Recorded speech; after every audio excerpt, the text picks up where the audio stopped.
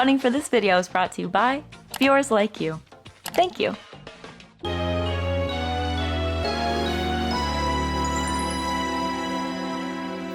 What's up, punks, and welcome to video. Welcome back, or if you're fresh meat, welcome on by. Hi, my name is Allie, and around these parts we balance daily life alongside disability, celebrate mundanity, and read a whole lot of books. And we are seriously staying true to that last bit because in the year of 2023, I happened to read just a little over 120 books. And so today we are going to talk about my top 10 books from that list. I read all those books, so you don't have to. In my opinion, these are the books that you can take with you into 2024 and have a guaranteed good time. Well, that is subjective, which leads us to our next point, because here's a friendly reminder. A favorite book of someone doesn't necessarily mean that it is objectively the best book to ever grace this earth. It doesn't mean that it's without flaws. We all look for different things when it comes to books. We will not be playing any elitist nor comparison games in the comments today, folks. Whether it comes to amount or preferences, right? Right. Celebrate the things you love, celebrate your victories. As long as you're reading, you're winning. That's the rule around here, okay? First things first, I'm going to dive into 5 honorable mentions before my tippity top 5 books of 2023, rounding us off at a total of 10 top tier books. Also, like last year, I will feature quotes from each one, so then you can get a feel of what you're in for if you want to pick them up for yourself, which obviously I highly recommend that you do. My first honorable mention actually sits in the horror category, which is a first for a favorites video, and I'm so excited to welcome her into the stack, and it is Tinfoil Butterfly by Rachel Eve Moulton. You'll find that paths are often set for you before you realize, but people tend to follow the paths they recognize. You are also looking at the book that has my favorite character of 2023. Out of all the characters read, all the people experienced, Earl is my favorite character from this year. But let's just backpedal a bit. This book is about a woman who is running from something, you don't know what when you first start, and while stuck at a truck stop, she is approached by a little boy with a creepy tinfoil mask, and he seems to be her only help for miles, so she decides to follow him home. Dun dun dun! Not only was this one spooky and unsettling, but it also held so much depth for me. Like, yeah, let's explore ethics and moral ambiguity while also making me seriously unsettled and afraid. Go for it. Just throw all the possible human emotions into one cart. Speaking of the best of both worlds, this book has both the paranormal spooky type elements as well as real life horrors TM. It's more so about the ghosts of your past and the infectious nature of trauma, but there are some body horror and spirits in here as well. This is one of those books where the characters and their development and their connections not only fly off the page, but they also punch me in the trachea, and I thanked them for it. I love books that remind me that people are flawed and make mistakes, but that doesn't mean that their core is rotten and that they aren't capable of growth and good. And I was especially pleasantly surprised to see all of this substance in a spooky book, because in my opinion, that's not necessary, you know? Sometimes we're just here for a fun romp. Scare my pants off and I move on. But this one left me thinking. This one is going to stick with me for a long time. Creepy, insidious, engrossing, tugs at your heartstrings, you're invested from the get-go. The pacing is great, it's a book that respects your time, you know, it's not too long. Flawed but realistic characters that you will care for so deeply, like they're your own family. Some philosophical explorations as well. LGBTQ themes that are handled so carefully. This one ticked every single box for me. Everything has an end, a beginning, middle, and end. That's basic shit, I say. You're born, you live, you die. It isn't like that. It's cyclical. She cocks her head to the right. You begin, you begin, you begin. Or you end, you end, you end. Either way, there is no stop, no go. I also had a favorite non-fiction from 2023, and I read it slowly over the span of like 6 months. But that was because it was so good, it was honestly a little bit upsetting to me. And that book was The Myth of Normal by Gabriel Mate and his son, Daniel Mate. Despite Western medicine's artificial cleaving of the two, most people know, if only on a gut level, that what they think and how they feel have everything to do with each other. This is a 500-page book about how the normalized structures of the modern world not only make us ill, but also prevents us from healing. It's mostly about how trauma and stress and how not addressing said trauma and stress can manifest into physical illnesses. So this normal that he's referring to are the powers that be. The medical systems, our political systems, and our social structures and expectations, and how they all join forces and equally fail us in the ability to navigate the waters of facing these injustices so that we can move on and thrive away from their damaging building blocks. This was just such a vast wealth of knowledge, honestly, to the point where I'm not even joking. I wanted to put a tab or two on every single page. Like, this is me limiting myself quite a lot. And I was a bit discouraged in the beginning, despite how fascinated I was with the subject matter, because it was so validating that it hurt me to my core, you know? But in my opinion, these are things that we gotta face and detangle together. And I'm glad that I powered through because it did get quite hopeful at the end. To make peace with our inner tormentors, we have to first understand them against the backdrop of their origin stories. This is the compassion of context. This is honestly a book that deserves multiple reads. You know, it's the kind of book that you are assigned just 1 or 2 measly chapters in a college class and you spend the entire semester dissecting its ideas and writing a whole ass paper on it. That's how rich it is in information. And so I know what a disservice I'm doing by briefly discussing this book in passing in a YouTube video. This is just such a useful tool to have on my bookshelf, and I would assume yours as well. If you're intimidated by the length, Mate has some great talks online if you prefer to listen to stuff. And also a solid buddy watch with this one is one of my favorite documentaries of all time, Stress, A Portrait of a Killer by National Geographic. It is for free on YouTube right now. And since it's been a favorite of mine for like a decade, it really comes as no surprise why I found this book so fascinating. This is definitely just gonna have to be one of those books that I reread because there are certainly some things that I don't agree with or don't know enough about or want to chew on further, let the ideas cook. But in my opinion, that's just a sign of how strong a nonfiction was that you want to revisit and understand the thoughts, feelings, and lessons that sprouted from it even better. And if you're not a big nonfiction person, you know what we say around here. Take your time, there's no rush, read what you can, pocket what you love, and remember, there's no test afterwards. If we could begin to see much illness itself not as a cruel twist of fate or some nefarious mystery, but rather as an expected and therefore normal consequence of abnormal, unnatural circumstances, it would have revolutionary implications for how we approach everything health-related.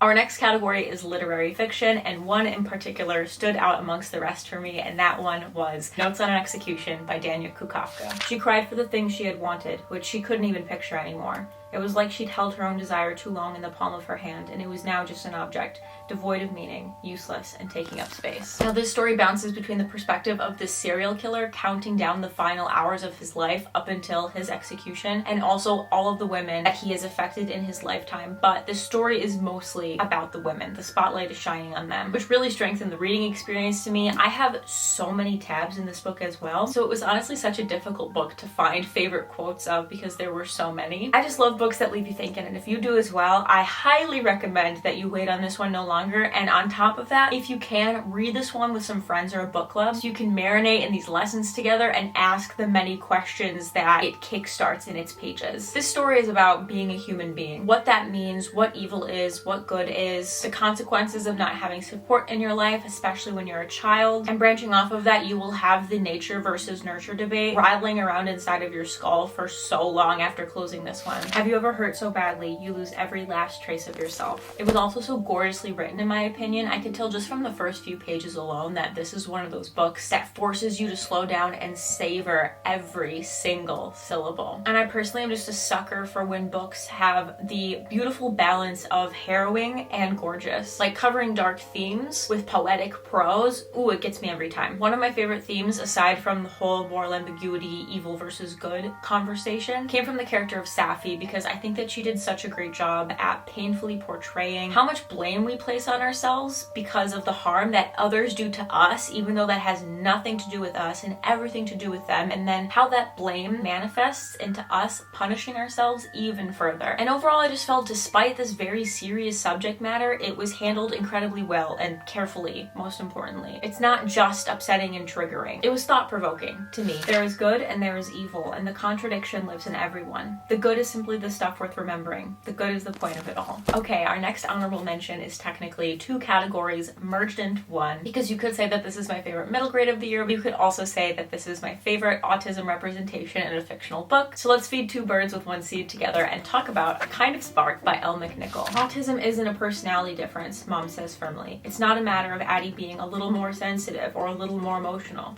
She is dealing with a different neurological reality, a cognitive difference. She needs structure, support, and understanding. Now, this one follows a young autistic girl named Addie who is growing up in a small Scottish town, and she discovers that where she's from is responsible for a lot of witch trials, and she draws these powerful and painful parallels between those who were deemed witches back in the day and modern day autistic folks. The sisterhood featured within this one was so precious. I absolutely love sibling connection stories, and this story overall, top to bottom, was just necessary reading to me. It was healing to both inner child Allie and also full-grown adult Allie. I am somebody who didn't receive my autism diagnosis until my late 20s. And so I found that it's very important to me to see characters not only have these answers for themselves at such a young age, but to see the strength and agency that comes alongside having those answers. It kind of creates a blueprint for me and shows me that I can have that strength and agency too, even though I'm a bit of a late bloomer in this realm of things. You ever felt like you've been hugged by a book? Because this was that book for me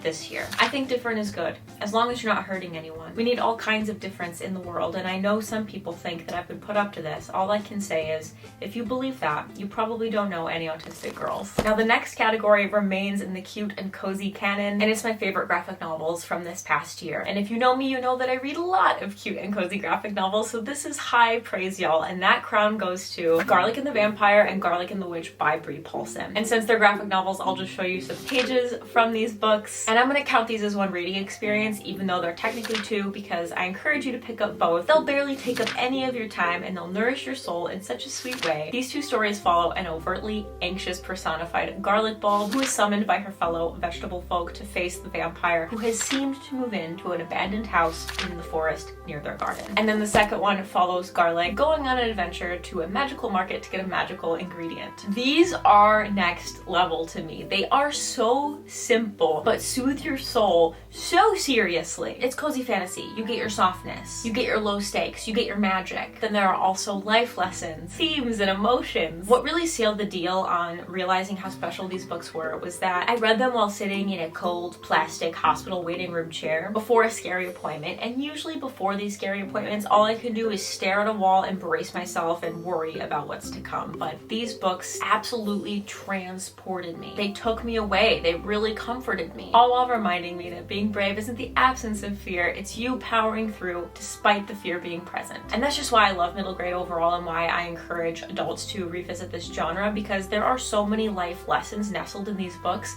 that, yeah, they seem very simple and basic on paper, but it is so easy to forget them as we grow older. I love these gentle reminders. They keep me grounded. I just love these books so much. So much. I mean, obviously they're in my favorite books of the year video, duh. And that's it for my honorable mentions. Now we're going to dive into the top 5 books of 2023. They're really not in any particular order. I simply could not choose or rank these to save my life, and that's fine. There are no rules here. And since we're already marinating in the flavors of graphic novelry together as friends, we might as well discuss the graphic novel that is in the stack. And that book is Vergeet Mij Niet by Alex Garren. The translated English title is Forget Me Not, and it's been translated by Montana Kane. But I read this in Dutch because our author is Belgian, but I do believe its original language is French, but I mean, we speak French and Dutch here. So the point is that after reading this book, I was not even remotely okay. And you saw that in the reading vlog. Your girl was sobbing. So obviously this book stood out for me this year. 2 years ago, Crying in H Mart made it to my favorite books of the year, and while they are very different, they do have a lot of similarities. One of them being the ugly crying. It follows a granddaughter who breaks her grandmother out of her retirement home in hopes that this action will help kickstart her memories. Now, Alzheimer's runs in my family, and I'm also just such a sensitive slop of a person whenever I'm forced to imagine a world in which my mom doesn't exist. And just anything about childhood nostalgia, special memories, core memories, like that just drop kicks me in the gut, you know? It makes my soul ache, but I think it hurts in a necessary way. I think facing these feelings was healing for me in a way as well. This was just such a beautiful story. I'm so glad to have stumbled upon it randomly in a local graphic novel shop. The next book in the top 5 books of 2023 for me was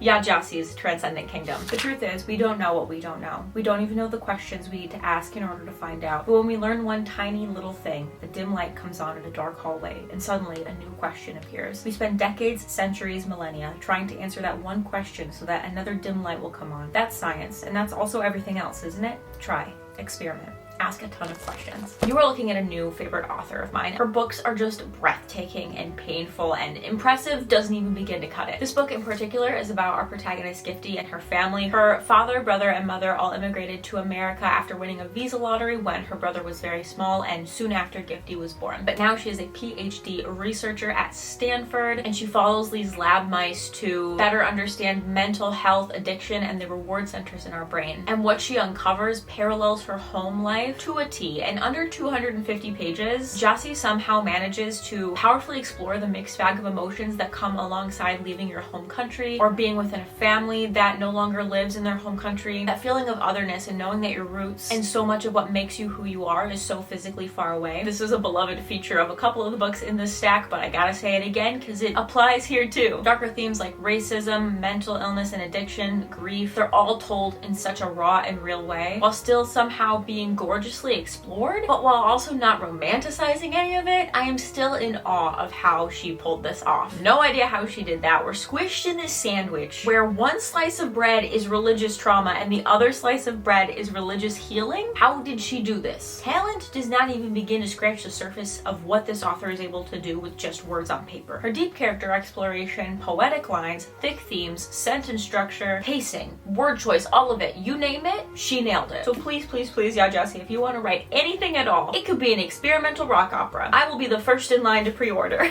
Perhaps it would be simple if we weren't human, the only animal in the known world that is willing to try something new, fun, pointless, dangerous, thrilling, stupid, even if we might die in the trying. We humans are reckless with our bodies, reckless with our lives, for no other reason than we want to know what would happen, what it might feel like to brush up against death, to run right up to the edge of our lives, which is in some ways to live fully.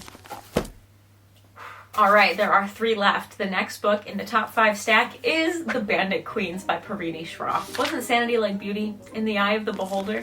This is an Indian contemporary about a woman named Geeta whose husband went missing 5 years ago, and everyone in the village consequentially believes that she murdered him. She is to blame. She killed him. Dun dun dun. But she didn't.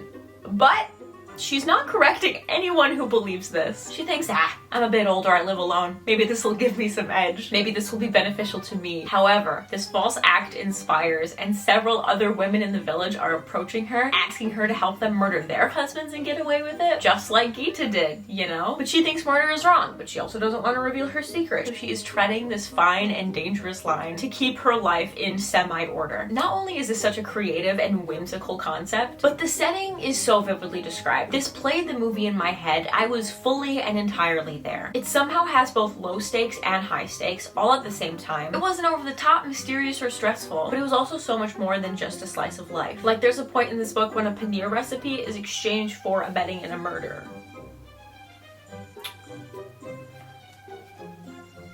You know what they say. We support women's rights, but also women's wrongs. She didn't want to be built to endure a long, suffering saint tossed by the whims of men. She wanted for once not to be handed the short end of the stick by a system that expected gratitude in return. I really just felt like every single element of this book was balanced so perfectly. The characters are incredible. You go from liking them maybe to absolutely hating them to loving them entirely. The dialogue was so enjoyable, which has the story flow so effortlessly. Each beat of the story keeps you hungry for more. This book was everything. It's a strong girl gang. It's strong feminist themes. It's strong banter. It's some of the most realistic characters that I've ever seen come to life. So clever. The last 30 to 50 pages was genuinely some of the funniest writing I have ever read in my entire life. Just hilarious, but it moved me at the same time. Like, I just love this book so much. This one reminded me why I love reading. This one reminded me of the power of fiction. I'm just blown away and speechless, and I read this book like 7 months ago. Loved it. Loved it. This is the version of her who had survived. There was no sense in apologizing for being a survivor. 2 books left. The next book is Strong Female Character by Fern Brady. I'm so tired, I wailed. I didn't know how to say that this wasn't a tiredness I could sleep off. It was one that required me to sit at home alone quietly for maybe a month, maybe 6 months. That's all I needed. Now, Fern is a Scottish comedian, but also an autistic woman who wasn't diagnosed until her late 20s, which is exactly what happened to me, so I fully recognized how biased I am in adoring this book. But damn, this was well written. Damn, this was funny. Damn, this was important and insightful and heartbreaking all at the same time. In my bin fire of school, when teachers thought of problem kids, they thought of disruptive behavior. There was no such thing as someone who studied too much, even if they did give themselves a nervous breakdown in the process. The complications and self-questioning that Fern endured throughout her formative years was something that I related to so deeply, but her her anger specifically, was so important for me to read, because I don't feel like we talk enough about how meltdowns are rage. There's a lot of anger involved, especially if you don't know what's going on or how to care for yourself when you face these emotions. The doors for self-discovery began for Fern when she started Googling, why do I get so angry that I destroy my furniture? She works in strip clubs, experiences being unhoused, and endures tumultuous relationships, not only while just being misdiagnosed, but mismedicated as well. This is unfortunately an all too relatable tale for many autistic women, and the rage on these pages is palpable, and I identify. Now, I love reading non-fictions and stories that come from autistic folks who have known that they're autistic for a very long time. From a young age, they get their diagnosis, and so now they have a seemingly endless arsenal of resources and self-understanding under their belts. They had a supportive family, accommodations in school, and all of these wonderful tools that are necessary for the success of an autistic person. These people have so much to teach me. I value their stories, I appreciate them so much, and I'm happy for them. But that's just not my experience whatsoever at all. Not even a little bit. And so I appreciated this one so deeply because it shows the dangers of being a highly masked autistic woman in the wild. And on top of feeling so understood, I also just learned so much from this book as well, despite having already read several books on the topic. So again, educational, insightful, can't emphasize enough how it's also quite funny because she's a comedian. I'm just so grateful that this book came on my radar this year. I've only been diagnosed since 2022. There's still a lot I gotta learn. This was truly life-changing for me. Thank you so much for sharing your story, Fern. Again though, I was continually over-identifying with fiction to try and find a template for myself in my story, and there was no fiction available to describe being a girl who thinks the world is out to get her and after years of taunts finally lashes out. Okay, we are down to the last book in the stack. I am so pleasantly shocked that this made it to the tippy top of the list for this year because it is a poetry collection. I still don't consider myself the biggest, brainiest poetry reader, but when I asked y'all for reading recommendations in this genre, particularly ones that celebrate mundanity, it was recommended to me the most, hands down. And so I thank you so much for putting this one in my line of sight because I love it so much. And that book is none other than Devotions by Mary Oliver. For years, every morning I drank from Blackwater Pond. It was flavored with oak leaves and also, no doubt, the feet of ducks. And always it assuaged me from the dry bowl of the very past. What I want to say is that the past is the past, and the present is what your life is, and you are capable of choosing what that will be, darling citizen. So come to the pond, or the river of your imagination, or the harbor of your longing, and put your lips to the world and live your life. This collection is just shy of 450 pages and chronicles over 5 decades of Mary Oliver's work. And every single poem on all 400 plus pages transported me to this soft and gentle part of my brain. Even on days where that part is very hard to find and access. They are all nature-y poems, which I have discovered is my favorite type of poem. I've made the comparison before, and I think even a year later after reading, I stand by it, that if you like the Anthropocene Reviewed by John Green, that you will get a kick out of this one as well. Because much like how John connects ordinary everyday appearances like geese to grander themes of life, Mary Oliver connects hermit crabs to time. And another one of my favorite books is Braiding Sweetgrass, and I would also say that this book is much like that one. It's like the Anthropocene Reviewed and Braiding Sweetgrass had a beautiful poetic baby. I'm just gonna read you another poem, you know? You don't need me to tell you how good it is. Let Mary Oliver tell you how good she is. I think Wild Geese is my favorite in the entire collection. You do not have to be good. You do not have to walk on your knees for 100 miles through the desert repenting. You only have to let the soft animal of your body love what it loves. Tell me about despair, yours, and I will tell you mine. Meanwhile, the world goes on. Meanwhile, the sun and the clear pebbles of the rain are moving across the landscapes, over the prairies and the deep trees, the mountains and the rivers. Meanwhile, the wild geese high in the clean blue air are heading home again. Whoever you are, no matter how lonely, the world offers itself to your imagination, calls to you like the wild geese, harsh and exciting, over and over, announcing your place in the family of things. And there you have it. Those were my top 10 reads of 2023 out of the 120 plus that were read. I have some very serious questions for y'all. This is a video where I need your feelings now more than ever. Let me know what your favorite books of 2023 were, because my TBR is never not growing thanks to y'all. I literally found my favorite book of this year because of you guys, so believe me when I say that your recommendations change the game around here. So if you want to make a list of 10 or 3 or 50, there's no limit. Go bonkers. I will be reading them and I will be influenced, and that's just the truth. Thank you so much for being here, for watching this video, for sharing your bookish feelings and reading books in this cozy corner of the internet with me. Speaking of, thank you so much to everyone on Patreon memoir.com, who keep this cozy corner of the internet alive. It is 100% because of y'all that the lights stay on around these parts. I appreciate you endlessly. I hope you have a wonderful new year, a wonderful start to your 2024. Congratulations on surviving another 365 days. That is no easy feat. And as always, thank you for clicking, thank you for caring, and thank you for being nice. I'll see you in the next one. Bye!